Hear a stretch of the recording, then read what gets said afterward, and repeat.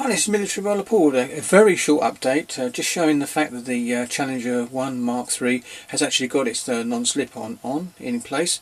I've just noticed there's a little bit of a hair that's dropped into the non-slip, so I shall sand that off and then just do a little bit there, which would be very lightly done just to give it a coating.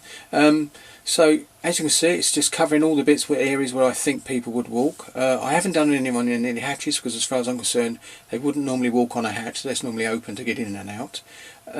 The light has been coloured its orange colour. Obviously, like I said earlier on, the bit just below the light that plugs in will be done in semi-gloss black, and then the base of it, which I can unplug as you know now, can actually be done in the actual colour of the tank. So yeah, it took a little while to do that, but it was a straightforward job. It's not all actually in link. Every square is different virtually. It never looks the same, and it isn't uniform. If it was done in a factory, as you know, they mask off and they would blast it on there and it would actually all painted on and it would look more uniform. This one is slightly not so uniform in most places.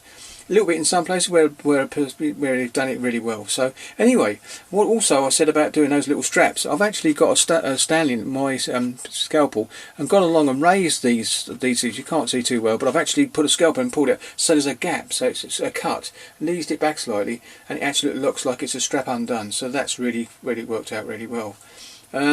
If I can come around a bit more, I might be able to show you a bit more.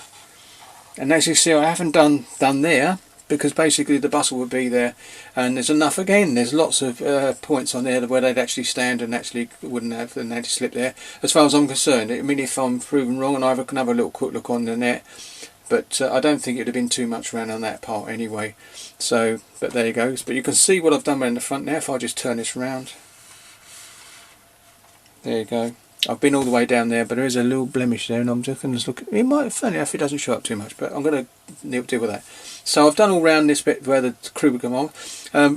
Switcher said with his, basically he puts an anti-slip there, and I've done the same anyway as a test. I've just done another light coat on there. Again, that's a very good stepping point to come up over the front and step up to get onto the roof, and that's the way it would come. So yeah, so basically, if I call it like that, leave it like that, that's where I am.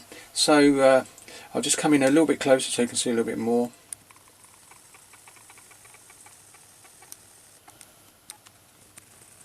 There you go. So you can see that how I've done it. So my primer should be, this is my primer I'm going to use. Oops, it's coming into there. If I come over the back. Now if I zoom out it'd be easier. There you go. This is the primer I'm going to be using, which is this one. Okay, never used it before. Got 2 bottles of it. Evidently it's really good. You mix it about sort of 50-50ish with thinners, and you do light coats, and it really leaves a nice thin layer. I don't want it to be too heavy anyway, because obviously you don't want to ruin all your texturing that you've put on there for anti-slip. You want that to show through a little bit. So, and then my base colour will be very thinly done, mixed again, so I can spray and build up that layers as I go. So that's good. And I've actually got a net for this part in here, into there, so I will have a camouflage net in that area, so that's not an issue. And I'm actually cutting my bottles up, my old water jerry cans up already off the sprue, ready to glue together. So I shall have at least 4 on there anyway, in different places. Definitely have the 2 on the side here, and may lay one somewhere else, but obviously that's what I'm going to be doing anyway. So if I just bring that down a fraction more, there you go. So thank you very much for watching in this very short video, and next time you should see it, it'll be in its primer, and I might take a photograph of it completely in primer and then show you it in its base colour. So thank you very much, and I'll catch you on the next one. Happy modelling.